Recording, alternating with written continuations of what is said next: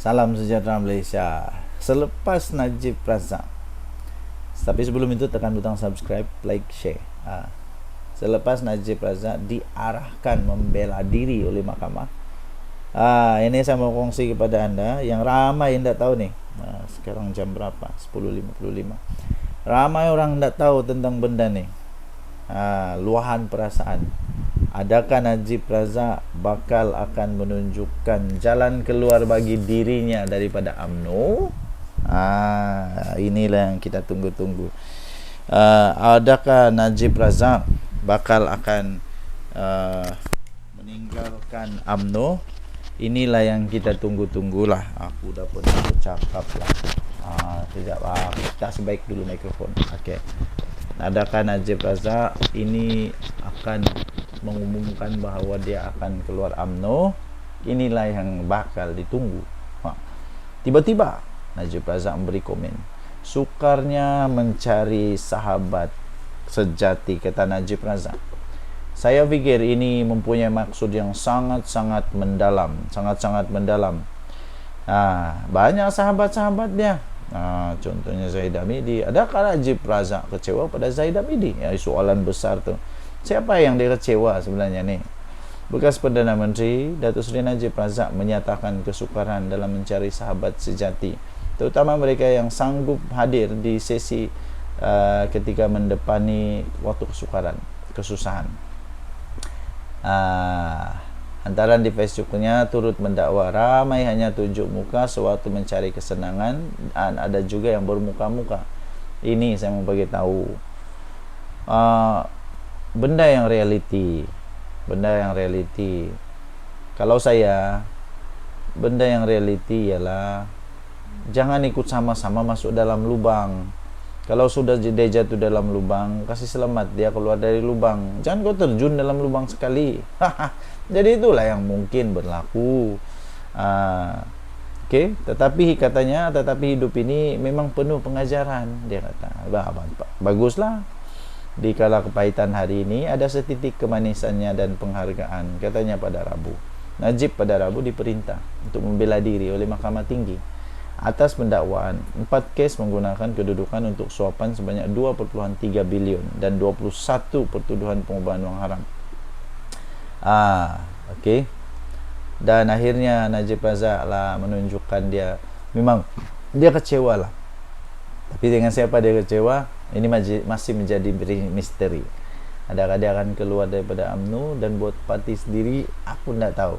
Mungkin dia buat reformasi macam Anwar Ibrahim. Aku pun tidak tahu.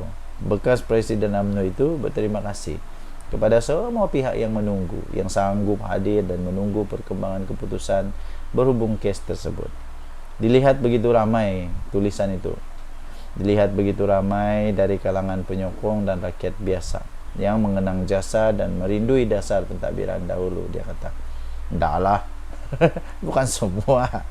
Ya, dasar pentadbiran dulu yang bagus-bagus lah. Tapi yang sakau menyakau itu tidak bagus, minta maaf. Itu dasar, memang dasar hancur, merusak itu. Bayangkan saja Rosmah Mansur punya kesalahan kepada budak-budak sekolah di Sarawak. Bayangkanlah, baguskah itu dasar? Mana bagus? Tidaklah. Tapi ada juga yang bagus, banyak lagi juga yang bagus. BRIM itu bagus. Tapi dasar yang sakau menyakau ini untuk memperkayakan diri sendiri dan anak-anak ni, ini tidak bagus. Jadi dia kata ikhlas. Inilah yang benar-benar sahabat sejati. Semoga persahabatan di dunia ini kekal di bawah dan menjadi modal di akhirat. Tidak aku mau. Kalau aku tidak mau, minta mau. Kalau saya tidak maulah. Dosa kau je lah. Tidaklah aku mau berterlibat.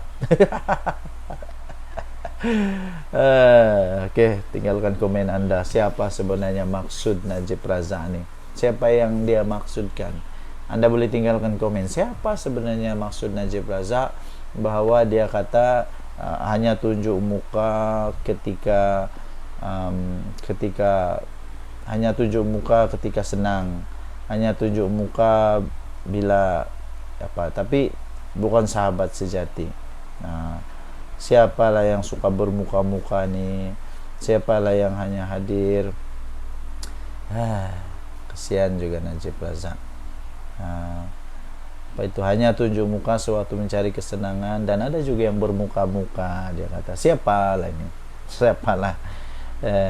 Kita tunggulah nanti. Dan Nadi Suara Rakyat bergema di channel ini. Bye bye. Salam sejahtera Malaysia, Denyut Nadi Suara Rakyat bergema di channel ini. Alamak, aku lupa mikrofon nih. Letak mikrofon dulu. Sabar kamu, kita letak mikrofon dulu. Oke. Masih baik-baik dulu mikrofon supaya kamu boleh dengar. Kalau mikrofon tiada nanti tidak jelas dengar kan. Oke, sudah bunuh mikrofon. Inilah yang benda pelik nih. Ini benda pelik. Kalau tiada Perdana Menteri, bukan main macam apa menyalak mereka, hebat betul. Tapi bila Perdana Menteri ada buat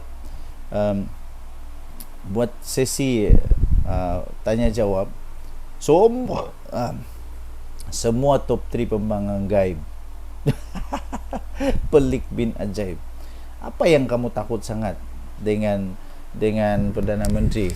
Apa yang kamu takut sangat dengan Datuk Seri Anwar Ibrahim? Kenapa takut sangat? Bila Perdana Menteri mau buka sesi soal jawab, tiga-tiga walaun hilang. Pergi mana?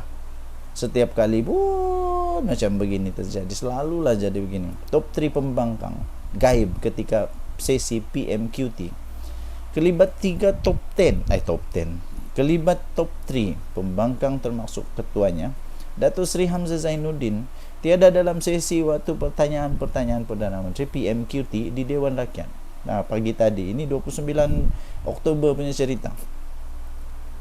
Ini ketua pembangkang tiada. Aduh. Inilah masalah nih, Bila PMQT punya bahagian semua gaib. Tapi waktu PM tiada, bukan main menyalak lagi. 2 lagi wakil rakyat pembangkang Perikatan Nasional PN yang gaib di Parlimen. Hari ini adalah ahli Parlimen Marang, Tan Sri Abdul Hadi Awang dan Tan Sri Mahyadin Yassin. Kamu pergi mana? Yang paling heran, 3-3 serentak tiada. Heran juga aku. Heran juga. 3-3 tiada. Kalau Hadi Awang tiada, 2 lagi ada, okey. Kalau Hamzah Zainuddin ada, lepas tu 2 lagi tiada pun masih okey. At least adalah wakil suara besar daripada pembangkang. Ini waktu PMQT semua 3-3 ni tiada. Lepas tu nanti waktu PM tiada, bukan main lagi dorang cakap benda yang mereka tidak dengar. Kedua-dua mereka masing-masing presiden PAS, presiden bersatu. Semakan harapan Delhi mendapati Abdul Hadi Awang bahkan tidak menghadiri mesyuarat ketiga, panggal ketiga Parlimen ke-15 kali ini pada 24 dan 28 Oktober. Entah macam mana dorang boleh jadi ahli parlimen yang bagus begini. Ahli parlimen tu sepatutnya menyuarakan suara di parlimen. Tiada guna suara di luar. Suara di parlimen tu yang penting. Hari ini lebih mengejutkan, hampir semua kursi utama di bahagian depan blok pembangkang didapati kosong. Kamu pergi mana? Mungkin ada kenduri. Tidak tahulah. Rata-rata menyebabkan pembangkang gagal memanfaatkan peluang bersemuka secara langsung dengan Perdana Menteri semasa sesi PMQT dengan mengangkat suara rakyat. Kamu dibayar gaji, dipilih untuk mengangkat suara rakyat di parlimen, bukan di luar. Apa gunanya di luar? Antaranya pengguna X, Amir Hamzah. Dia kata bercita-cita besar mau menjadi pemerintah. Hanya bercita-cita besar, tapi mana? Ada juga berpendapat jika berada di barisan belakang dalam blok pembangkang pastinya malu setiap kali hendak berhujah melawan Perdana Menteri. Mungkin diorang takut mau berhujah dengan Perdana Menteri kot. Mungkin diorang takut. Lepas tu adalah komen lagi, bos-bos aku tak muncul nak lead dalam parlimen, malu. Tapi itulah pembangkang tiada otak. Sikap pemimpin utama pembangkang yang tidak menghadiri sesi PMQT juga dianggap sebagai hanya baling batu sembunyi tangan. Lepas tu banyak lagi lah. Anda boleh baca ni. Saya share pada anda muka depan dia di Harapan Daily. Harapan Daily 29 Oktober. Harapan Daily 29 Oktober. Tajuk dia top 3 pembangkang gaib ketika sesi PMQT. Tinggalkan komen anda. Dia tadi Suara Rakyat bergema di channel ini. Bye bye. Salam sejahtera Malaysia. Aduh, bila sudah kena saman, janganlah lari. Inilah walaun ni suka sangat buat fitnah. Walaun suka sangat buat fitnah sampai bila kena saman tidak muncul pula. Terbaru seorang pensyarah gaib tak muncul. Sesi mediasi saman fitnah Hanayo, Pansara kontroversi daripada Universiti Utara Malaysia UUM, Dr. Kamaru Zaman Yusof telah gagal menghadirkan diri pada sesi mediasi dengan Hanayo. Ini membabitkan saman fitnah yang dikemukakan oleh ahli parlimen segambut itu. Hanayo berkata beliau berada di Mahkamah Tinggi Kuala Lumpur bagi sesi berkenaan. Namun apa yang jadi, tuan-tuan dan puan-puan, Kamarul tidak hadir walaupun sebelum ini telah bersetuju mengambil bahagian. Ada pepatah kata, berani kerana benar, takut kerana memang confirm salah. Takut kerana confirm salah. Itulah, sebelum cakap fikir dulu, jangan fitnah. Sudah fitnah, kena saman, dah berani datang mahkamah. Itu lagi pening kepala. Jadi bertobatlah, jangan lu kata benda yang besar-besar tapi diri sendiri, lidah sendiri tidak boleh dikawal. Itu lebih teruk. Lidah ni perlu dikawal. Sebab lidah ni boleh buat dosa.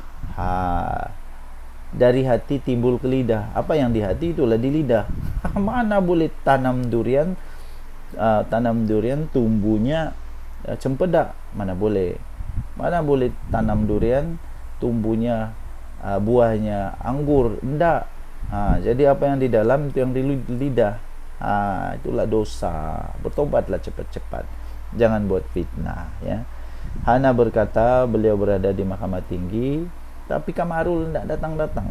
Hadirannya menyebabkan sesi itu terpaksa diteruskan dalam pembicaraan ditunda pada 25 November nanti. Kalau ada masalah, beritahulah mahkamah. Beritahu mahkamah yang dah dapat datang ke apakah ini menyusahkan orang, betul lah. Sudahlah fitnah menyusahkan orang. Hadir di Mahkamah Tinggi Kuala Lumpur bersama peguam saya, kata Hanayo, iaitu Sarjit Kaurdio dari Karpal Singh & Co, berkaitan kes fitnah yang difailkan saya terhadap Kamaru Zaman Yusof, kata dia. Bagaimanapun, sesi mediasi tidak dapat diteruskan kerana defendant tidak hadir walaupun telah bersetuju untuk mengambil bahagian. Ketidakhadirannya itu jelas tidak menghiraukan mahkamah dan proses mediasi. Perbicaraan akan berjalan pada 25 November, katanya di Facebook beliau. Hanayo yang juga Menteri Belia dan Sukan telah memfailkan saman pada tahun 2022 terhadap dua hantaran Facebook Kamarul yang dimuat naik pada Mei 2017, di mana ia mendakwa Kamaru Zaman mendakwa Hanayo mempunyai motif menyebarkan agama Kristian melalui politik. pening. Aduh, aku tak pernah dengar pun Hanayo berkhutbah atau baca ayat-ayat waktu firman Tuhan daripada Alkitab waktu dia berceramah, kan tak pernah dengar. Kamarul juga menyebut buku biografi Hanayo, Becoming Hana, A Personal Journey, didorong oleh agenda kristianisasi. Saya belum pernah dengar orang baca biografi Hanayo ini jadi Kristian. Tak pernah, aku tak pernah dengar. Pensyarah itu juga mendakwa Hanayo berhasrat menjadikan Malaysia sebuah negara Kristian. Dari mana dia dapat maklumat ni, tak tahulah. Tidak akan. Kita ada perlembagaan yang menjaga kedaulatan agama Islam dan bangsa Melayu, dan yang paling penting raja-raja Melayu. Kita ada perlembagaan, bukan senang-senang. Entah kenapalah ini seorang pensyarah ni boleh cakap benda macam ni. Aduh, seolah-olah dia tak pernah masuk masuk apa nih ya, tadika. Adakah benda ni dengan mudah boleh jadi macam tu? Tiadalah. Mana ada benda ni boleh mudah gitu. Jangan risau, kita ada perlembagaan. Nah, jadi Kamarul zaman Yusuf, Kamarul zaman Yusuf janganlah lari. Sudah kena saman, datang pergi mahkamah.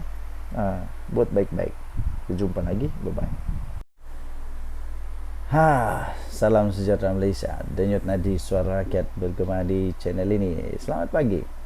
Saya masih ingat lagi benda lucu apabila Muhyiddin Yassin, apabila Zahid Hamidi pula, Muhyiddin Yassin, Hadi Awang, Dominic Lau tiba-tiba lah bergabung, lepas tu tiba-tiba memanggil atok yang sudah tua nyanyuk entah apa ni sebagai penasihat.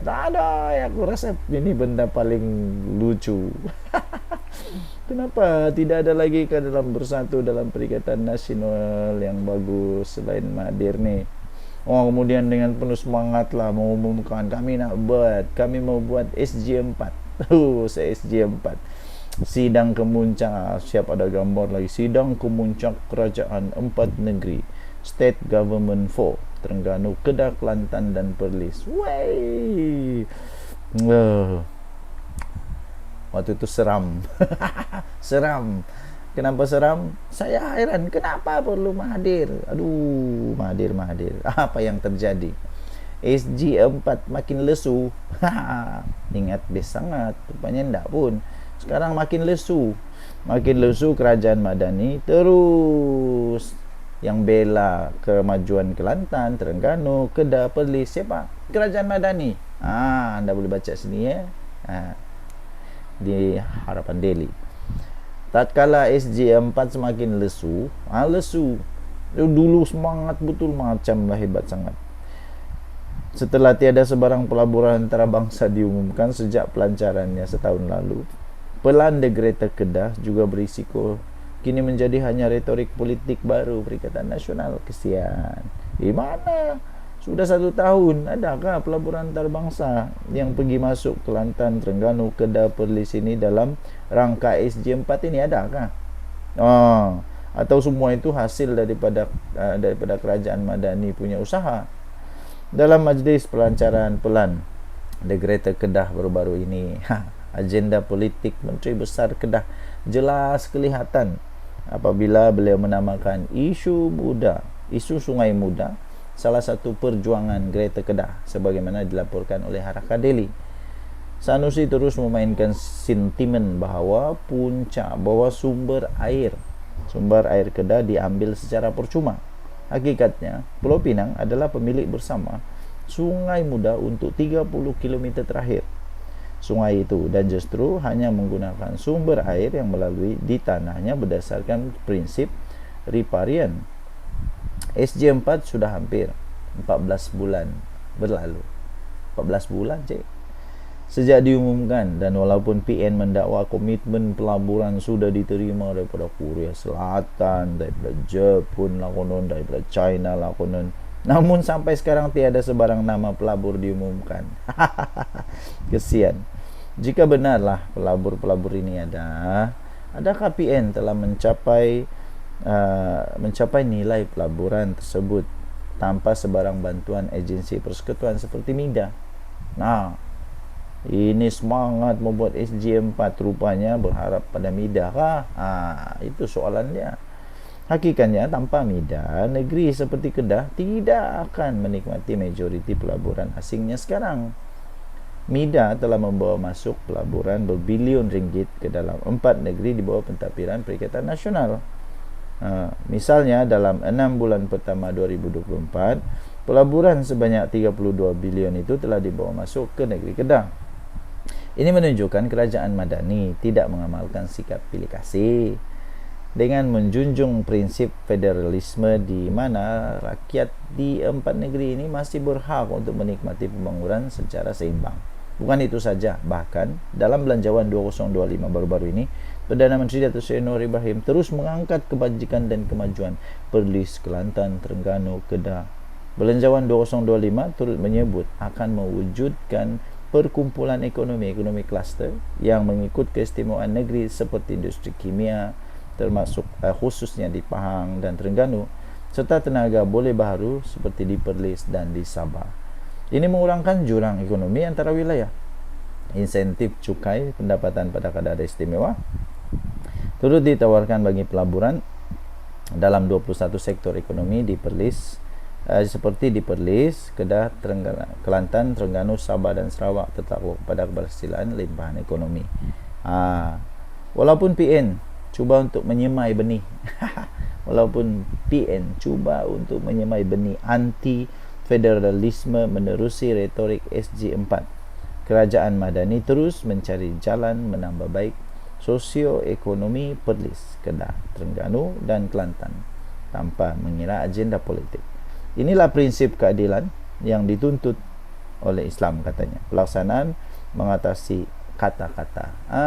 Janganlah jadi tin kosong tapi bising, makin kosong makin bising. Itu tiada guna. Buat. Okey? So, kita jumpa lagi. Tinggalkan komen. Bye-bye. Salam sejahtera Malaysia. Selamat pagi tuan-tuan dan puan yang dihormati sekalian. Sekali lagi saya ingin ucapkan Happy Deepavali. Tuan-tuan dan puan, ini tanda awal. Kehancuran. Bolehkah kita jawab kehancuran? Ini tanda awal. Ini tanda-tanda awal. Bersatu ni memang tak bersatu pun. Tak bersatu pun. Buktinya Armada Bersatu tiba-tiba bantah keputusan pemilihan. Dibantah.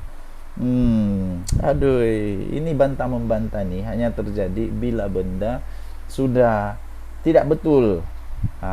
Benda yang betul tidak akan dibantah. Tapi benda yang tidak betul mesti dibantah. 100% dibantah, 200% dibantah, sah dibantah. Benda yang tidak betul sah dibantah. Dan bantah-membantah ni selalunya menunjukkan tanda awal, bau-bau hangit. Ini keputusan pemilihan dibantah. Kenapa?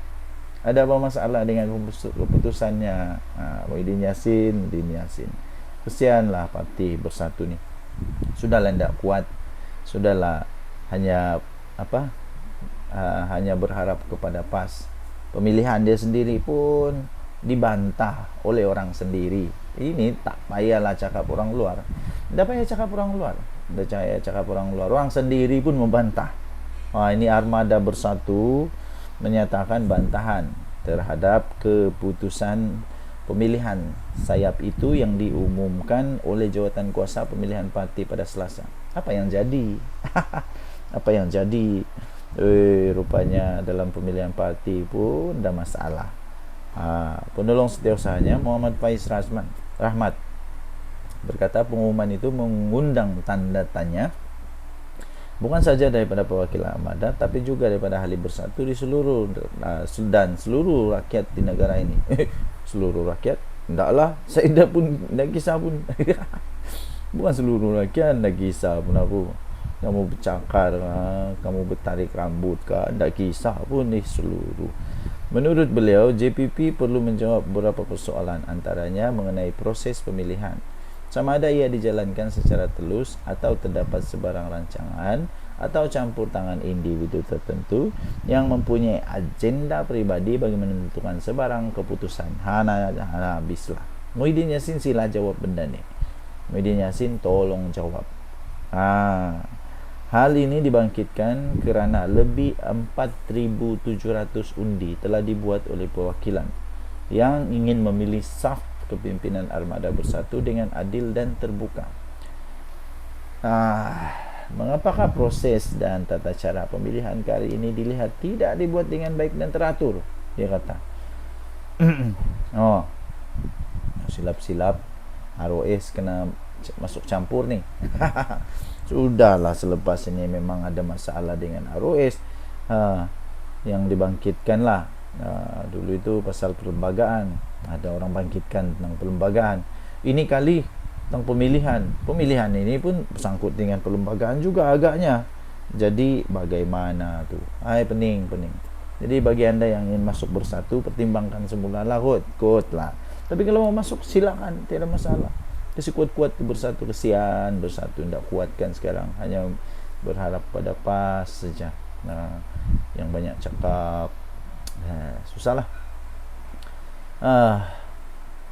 Beliau memberitahu kenyataan media dibuat oleh pengurus CJPP pada 20 Oktober lalu hanya memberi ruang bantahan dibuka sehingga jam 10 pagi.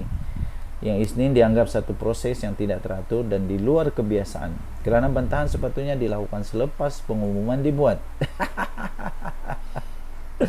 Aduh, apakah perkara yang ingin dibantah? Jika jumlah undi, pemenang dan lain-lain hal berkaitan proses pengundian belum diketahui secara umum. Betul juga, logik juga. Apa yang mau dibantah kalau belum ada keputusan? Yang mau dibantah selepas ada keputusan, baru kita tahu mau dibantah. Pelik bin ajaib. Apalah bos-bos bersatu ni takut. Apakah terdapat sebarang kebocoran maklumat yang telah berlaku daripada pihak JPP kepada mana-mana pihak calon soal beliau? Jadi tinggalkan komen anda. Apa pendapat anda dengan benda ini? Kita jumpa lagi. Bye-bye. Lah. Selamat pagi tuan-tuan dan puan-puan. Belum habis satu lagi. Belum habis satu lagi. Belum habis lagi kes-kes mahkamah, orang-orang PAS, orang-orang dalam Perikatan Nasional, muncul lagi benda baru. Tiba-tibalah seorang pemimpin besar di dalam Perikatan Nasional ni berhimpun tanpa permit. Berhimpun tanpa permit. Disahkan 2 adun PAS, disahkan, dipanggil oleh polis. Alah, kalau mau buat bantahan, pakailah otak sikit. Kamu tuh pemimpin besar, ada otak, bijak, pandai. Pakailah cara yang betul. Kalau mau buat bantahan, pergilah minta dulu permit daripada polis. Kamu ada kuasa. Kamu boleh jumpa polis, beritahu kami nak buat ni. Takkanlah polis tidak mau benarkan kalau benda tu betul. Ini tidak. Terus-terus saja buat perhimpunan tanpa permit. Sampai-sampai 2 adun PAS dipanggil oleh polis ni. Susulan perhimpunan yang diadakan di Dataran Merdeka. Dataran Menara Condong Teluk Intan pada minggu lalu. Ini pada 20 Oktober ni. Polis mengesahkan telah memanggil 2 adun PAS yang disyaki terlibat untuk membantu siasatan. Siapa 2 adun ni? Adun yang pertama adalah Razman Zakaria. Memang famous dia ni sekarang. Dan juga Pesuruhjaya PAS Perak, Adun Gunung Semanggol, serta Adun Selinsing Salahuddin Abdullah. Yang saya hairan, apa dorang boleh dapat dengan benda ni? Dengan hanya berhimpun tanpa permit, apa yang kamu boleh dapat? Apa yang kamu dapat? Apa sebenarnya yang kamu sedang perjuangkan? Apa yang sebenarnya kamu sedang perjuangkan? Saya pun heran dan pelik jugalah. Kemarin pula, hari tu hari Selasa saya pergi tengok main bola Sabah lawan Kedah, dan Kedah kalah 5-2. Sabah belasah Kedah lah 5-2. Di Sabah, di pasukan Sabah ada pemain yang berasal daripada Korea, 2 orang, si Ku dan si Pak Taesu. Tapi Pak Taesu tidak main lah, si Ku yang main. Kamu tahu apa? Di sebelah saya, lebih kurang dalam 10 orang jaraknya tempat duduk saya, ada orang Korea bawa bendera Korea. Ada orang Korea bawa bendera Korea. Mereka pasang buka bendera Korea tu, lepas tu teriak ku. Lepas tu entah apa dia cakap bahasa Korea lah. Mereka sokong pemain Korea yang berada di Sabah. Tapi apa yang saya ingin katakan ialah saya tidak rasa apa-apa pun. Yang saya rasa seronok lah, sebab dia orang sokong, dia orang punya apa. Dan biasa benda tu berlaku. Waktu kita sukan Olimpik ke, sukan SEA ke, kita di negara orang, kita bawa juga bendera.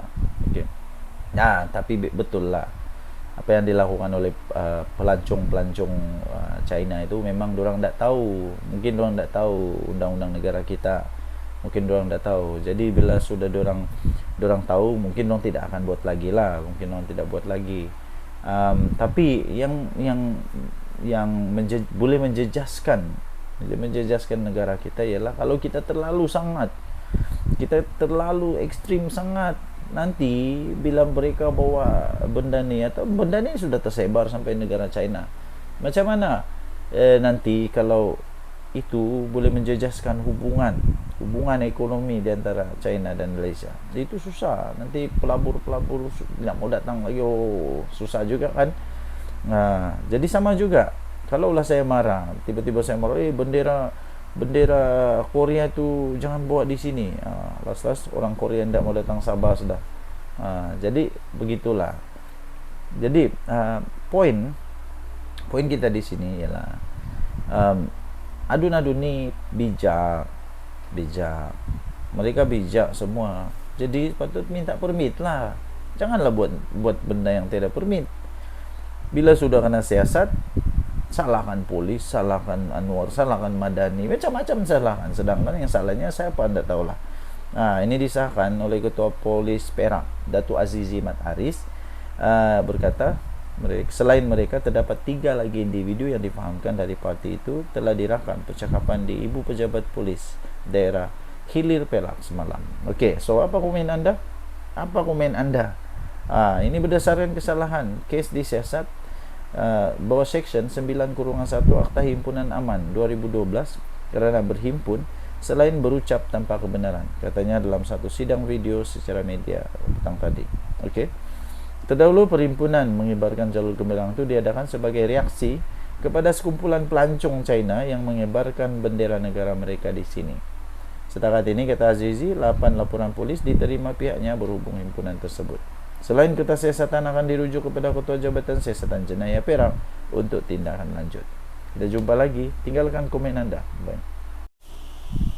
Salam sejahtera Malaysia. Denyut nadi suara rakyat bergema di channel ini. Okey, tuan-tuan dan puan yang dihormati sekalian, selamat pagi. Apa kabar?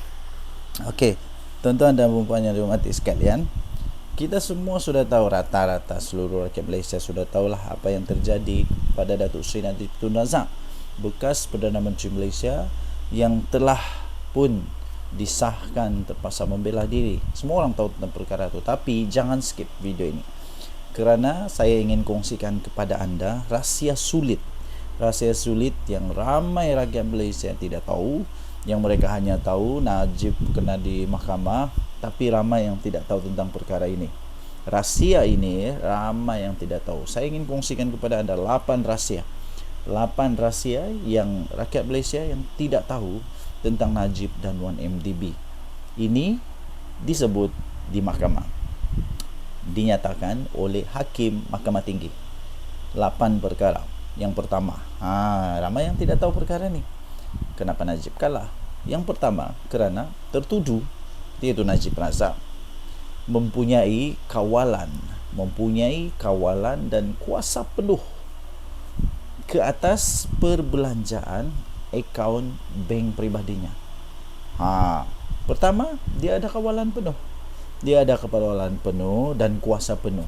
Maksudnya tidak ada sebarang apa-apa pengaruh, tidak ada yang cuba untuk tipu dia, tidak ada, kalau orang tu cuba tipu dia pun, kalau orang tipu dia pun, dia masih ada kawalan penuh dan kuasa penuh kepada perbelanjaan akaun bank peribadinya. Itu yang pertama. Yang kedua, tertuduh iaitu Najib Razak juga mengaku wang itu dihantar dan cek dikeluarkan secara peribadi kepada pelbagai pihak yang juga sebahagian daripada 21 pertuduhan amlah. Dia mengaku wang itu dihantar dan cek dikeluarkan secara peribadi. Nombor 3, tertuduh juga disebabkan peristiwa 916, iaitu 16 September 2008, terdapat keperluan untuk tertuduh bagi mencari dana politik, bagi mengelakkan mana-mana ahli parlimen dari Barisan Nasional lompat parti dan sekaligus menyebabkan beliau kehilangan kuasa politik. Ada modus operandi rupanya di sini yang jelas. Ini boleh dikategorikan sebagai modus, mungkin boleh dikategorikan sebagai modus operandi. Ramai yang tidak tahu perkara ni. Yang nomor 4, jangan skip. Nomor 6 paling padu. Nomor 4, keterangan daripada bekas Ketua Setiausaha Negara. Ini dari bekas Ketua Setiausaha Negara sendiri, yaitu Tan Sri Sidek Hasan, yang memberi keterangan bahawa 1MDB dimulakan sebagai dana politik untuk Barisan Nasional. Wow, ini paling pecah kepala. Nomor 4 ni, keterangan dari bekas Ketua Setiausaha Negara sendiri, Tan Sri Sidek Hasan. Dia memberi keterangan bahawa 1MDB ni dimulakan sebagai dana politik untuk Barisan Nasional. Saya fikir ramai yang tidak tahu perkara ini. Ramai juga makcik-makcik tu yang nangis-nangis, Najib tu, penyokong Najib. Dia tidak tahu benda ni. Nombor 5, tertuduh tidak pernah membangkitkan sebarang pertanyaan mengenai dana yang memasuki akaun pribadinya sepanjang 4 tahun. Dia tidak pernah membangkitkan sebarang pertanyaan. Sedangkan yang masuknya pelik-pelik, besar-besar, dan kalau dia kata dia tak tahu, dia patut tanya, dia patut soal. Dan dia Perdana Menteri, dia ada kuasa yang cukup besar untuk stop, untuk tanya, untuk buat inquiry. Tapi dia tak buat selama 4 tahun. Apalagi nombor 6, tertuduh tidak membuat sebarang laporan polis. Tertuduh Najib Razak tidak pernah membuat sebarang laporan polis terhadap Jolo. Pihak berkuasa tidak pernah menerima sebarang aduan daripada tertuduh atau pegawainya pada 2015. Tidak pernah. Seolah-olah apa jadi ini semua dibenarkan, seolah-olah benda ni tak salah, seolah-olah benda ni tidak perlu dipersoalkan, seolah-olah dia meredokan saja. Redolah duit masuk dalam akaun, macam itulah kot kan. Jadi kenapa tak buat laporan polis? Benda ni pun makcik-makcik di luar sana yang duk nangis-nangis, teriak-teriak Najib bosku tak tahu. Nombor 7, pengerusi PAC Datuk Seri Hassan Arifin memberi 2 kali taklimat. 2 kali, bukan 1 kali. Pengerusi PAC Datuk Seri Hassan Arifin membuat 2 kali taklimat kepada bekas pengerusi dan CEO 1MDB mengenai apa yang perlu dikatakan semasa PAC untuk menjaga dan meminimumkan peranan tertuduh dan Jolo. 2 kali. Tapi tak masuk ayat. Otak tak masuk ayat atau dah terlampau banyak ayat kot. Okey. Nombor 8. Nombor 8 ini paling kau. Keterangan bekas peguam 1MDB Jasmine Loh Aiswan bahawa dia terdengar Jolo. Dia telah terdengar Jolo mengarahkan Ki Kok Thiam yang sudah pun meninggal dunia untuk merangka surat derma ketika mereka berada di sebuah hotel di London. 25 kes terbukti prima facie dan akan dibicarakan. Jadi tuan-tuan dan puan-puan yang dihormati sekalian, makcik-makcik, pakcik-pakcik yang tak tahu apa-apa, yang hanya termakan jasa, yang hanya rasa baik, itulah salah tetap salah ya makcik-makcik, pakcik-pakcik. Salah tetap salah. Jadi demikian 8 rahsia, 8 rahsia yang ramai makcik-makcik, ramai pakcik-pakcik tidak tahu. Saya sudah bagi tahu, terpulang buatlah anda yang semula, adakah Najib bersalah atau tidak, terpulanglah. Jangan sampai pula bersubahat, nanti dua-dua masuk neraka, susah tu.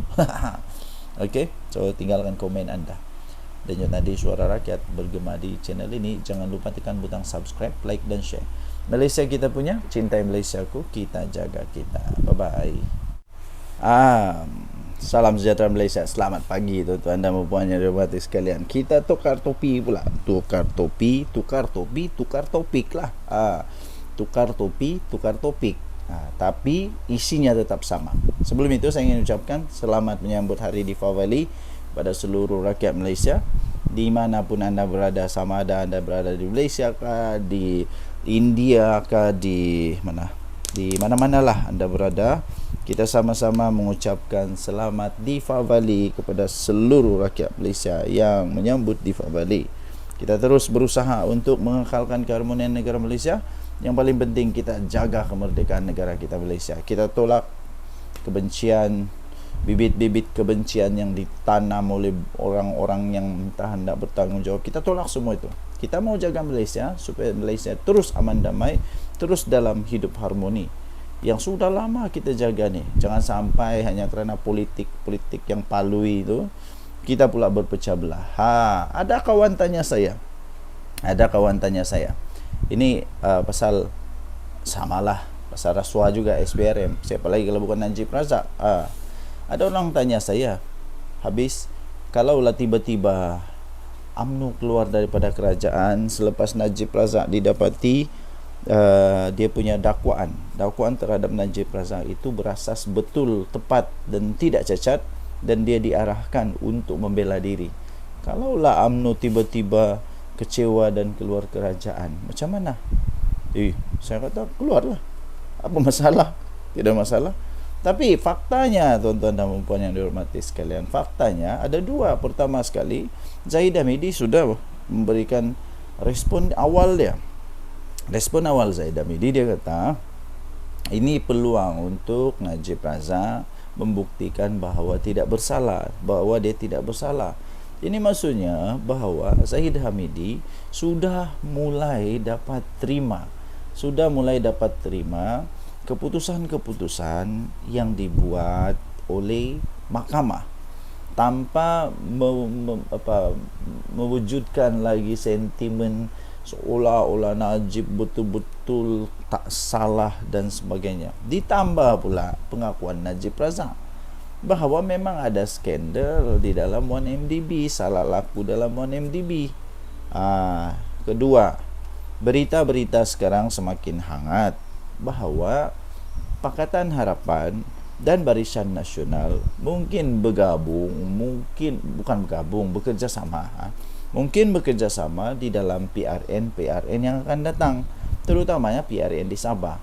Sudah semakin hangat diperkatakan di PRN Sabah nanti kemungkinan BN, iaitu ada dalamnya UMNO, akan bekerjasama di dalam PRN Sabah. Ini menunjukkan bahawa tidak ada kemungkinan untuk UMNO keluar daripada Madani. Tak ada. Jadi orang-orang yang nak sangat tengok UMNO keluar dari Madani itu anda silap, ya, silap. Walaupun ya adalah bising-bising tentang DAP dengan UMNO, saling bertukar-tukar pendapat dan sebagainya, memang ada. Tetapi untuk mereka keluar daripada kerajaan Madani itu satu tindakan yang langsung tak betul. Langsung tak betul dan tidak ada pun kelebihan untuk mereka. Yang ada ialah ini akan mendatangkan kerugian lebih besar kepada UMNO. Ada apa dengan UMNO lagi kalau mereka keluar daripada kerajaan Madani? Ada apa dengan UMNO kalau mereka keluar daripada kerajaan Madani? Jadi jawapan saya mudah. Kepada anda yang bertanya, adakah UMNO akan keluar daripada kerajaan? Jawapan saya pendek, mudah, jelas. Tidak. UMNO tak akan keluar daripada kerajaan Madani. Pertama, dia tidak ada modus operandi untuk keluar. Kedua, tidak ada hasil untuk dia keluar. Keempat, apa faedah dia kalau dia keluar? Kelima, kalau dia keluar dia akan lingkup. Keenam, kalau dia keluar dia tak ada apa-apa dah. Ketujuh, Zahid Hamidi tidak akan keluar. Sebab UMNO belum kuat lagi sekarang. Belum kuat sekarang. Kalau diorang keluar, memang saya boleh jamin mungkin 50-50 lah. Bukan jamin, tak jamin, tapi memang tak ada harapan. Silap-silap terus berkubur UMNO ni kalau dia keluar daripada Madani. Apapun itu pendapat saya. Tinggalkan komen anda. Denyut Nadi Suara Rakyat bergema di channel ini. Jangan lupa tekan butang subscribe, like dan share. Malaysia kita punya, cintai Malaysia, kita jaga kita. Bye-bye. Salam sejahtera Malaysia. Vanakkam. Selamat menyambut Hari Deepavali kepada seluruh rakyat Malaysia. Hari ini hari yang cukup besar untuk negara Malaysia. Bagi kita, negara berbilang kaum dan bangsa serta agama di negara Malaysia, kita selalu saja celebrate rakan-rakan yang celebrate agama atau kebudayaan atau tradisi masing-masing. Jadi hari ini kita celebrate Happy Deepavali. Selamat menyambut Hari Deepavali kepada seluruh rakyat Malaysia daripada channel ini. Okay, so kita teruskan menjaga keharmonian negara kita. Kita teruskan menjaga kesatuan negara kita. Kita saling hormat menghormati, toleransi, elakkan fitnah dan tabur kebencian dan sebagainya. Okay, so kita ucap tahniah kepada negara Malaysia yang dapat mempertahankan apa yang kita sudah pertahankan selama ini, ya. Jadi kita tolak semua hasad benci, hasad dengki, hasad fitnah. Kita tolak semua ajaran-ajaran yang mencuba untuk menyemai kebencian dalam negara Malaysia. Kita tolak semua itu dan kita sama-sama membentuk negara Malaysia yang cukup harmoni. Saya fikir semua agama mengajarkan bahawa kita perlu untuk hidup dalam komuniti yang harmoni. Okey. Pertama sekali, saya ingin berkongsi satu tangkapan terbaru daripada SPRM. Sebab inilah negara Malaysia sekarang semakin maju kerana rasuah sudah semakin dapat dibenteras. Ini berbeza daripada pemerintah sebelum ni yang saya pun tidak tahu apa diorang buat di office. Saya pun tidak tahu apa diorang buat dengan diorang punya kementerian dan sebagainya. Sampai hanya Anwar Ibrahim jadi Perdana Menteri baru, semua ini keluar, semua ini berani dibuat, semua ini tidak lagi berkompromi dengan semua perasuah-perasuah, penyakau, pencuri wang negara kita Malaysia. Terbaru, patutlah negara Malaysia punya pertanian susah mau berkembang. Rupanya di dalam pertanian pun ada orang cuba untuk sakau. Bayangkanlah. Aprak tak aprak, hantu tak hantu. Inilah petani-petani yang cuba untuk membantu negara Malaysia, mereka pula disakau. Tangkapan SPRM. Tangkapan SPRM ini bakal mendedahkan skandal kenapa hasil padi petani tidak seberapa. Tangkapan oleh SPRM terhadap seorang eksekutif pemasaran kepada sebuah syarikat. Ini pelik. Sebuah syarikat yang sudah dormant. Kamu tahu apa dormant? Sudah tidak berfungsi, sudah tidak ada lagi, sudah tidak lagi beroperasi. Itu dormant. Sudah syarikat itu dormant, tapi mendapat kontrak sebanyak 1.8 bilion yo. Ini nanti kita tengok nih, siapa yang bertanggungjawab bagi kontrak kepada syarikat dormant ni. Syarikat dormant dapat 1.8 bilion pembekalan baja, dipercayai akan mendedahkan skandal pembekalan baja tidak bermutu kepada petani selama ini. Habislah. Mari kita tengok siapa yang kena. Ini kerana penyelewengan ini. Penyelewengan ini didakwa antara punca mengapa baja yang ada di Malaysia sekarang ini, yang dibekalkan oleh sebuah badan kerajaan kepada petani-petani, nampaknya sebenarnya tidak bermutu, yang kemudian menyebabkan petani-petani gagal menghasilkan padi yang mencukupi. Kesian petani ini. Petani-petani ini bukannya saintis, mereka bukan tahu. Yang tahu baja datang, buatlah seperti biasa. Ini teruk betul malaun manusia-manusia ni. Ini kepala entah mana yang buat ini.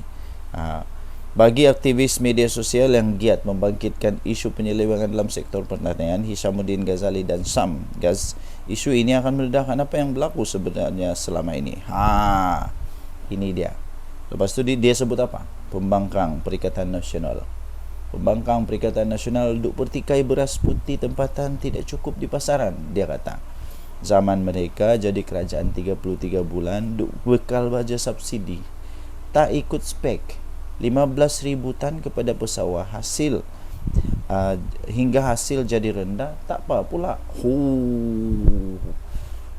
Zaman mereka jadi kerajaan 33 bulan, duk bekal baja subsidi, tidak ikut spek. 15,000 tan. Kepada pesawah hingga hasil jadi rendah, tak apa pula, kata dia. Kesannya tahun 2023 tak cukup beras, kata beliau menerusi Facebook. Siapa Perdana Menteri waktu tu? Habis checkmate. Kementerian Pertanian dan Keterjaminan Makanan pula sedia untuk memberikan kerjasama kepada SPRM susulan pembongkaran kewujudan kartel dalam pengagihan dan pembekalan kontrak baja padi dianggar bernilai 1.8 bilion. Menterinya Datuk Seri Muhammad Sabu berkata, beliau mengalu-alukan siasatan oleh badan berkenaan yang dijalankan ke atas Pertubuhan Peladang Kebangsaan atau NAFAS. Beliau kata, saya amat mengalu-alukan siasatan oleh SPRM yang dijalankan kini ke atas NAFAS. Saya juga ingin beri jaminan yang KPKM akan beri sepenuh kerjasama kepada SPRM untuk melengkapkan siasatan mereka. Semalam seorang eksekutif pemasaran sebuah syarikat direman 4 hari sehingga Sabtu ini berhubung dakwaan kewujudannya kartel dalam pengagihan dan pembekalan kontrak baja padi di sebuah pertubuhan di bawah kawalan sebuah kementerian yang dianggar 1.8 bilion. Perintah reman itu sah telah dikeluarkan oleh Magistrat Irza Zulaika Rohanuddin terhadap suspek. Menurut sumber lapor BH Online, lelaki berusia 30-an itu ditahan bagi membantu siasatan untuk memberikan keterangan lanjut. Setelah disiasat, hasil siasatan awal, kata laporan itu, siasatan awal mendapati syarikat terbabit adalah sebuah syarikat yang tidak aktif, sudah dormant di Malaysia sejak 8 tahun yang lalu. Bagaimanapun, syarikat induknya merupakan sebuah syarikat berpengkawalan di negara jiran. Di Singapura, syarikat terbabit juga dikatakan menerima kontrak pembekalan baja berjumlah 15,000 tan atau lebih kurang 60 juta pada tahun 2022.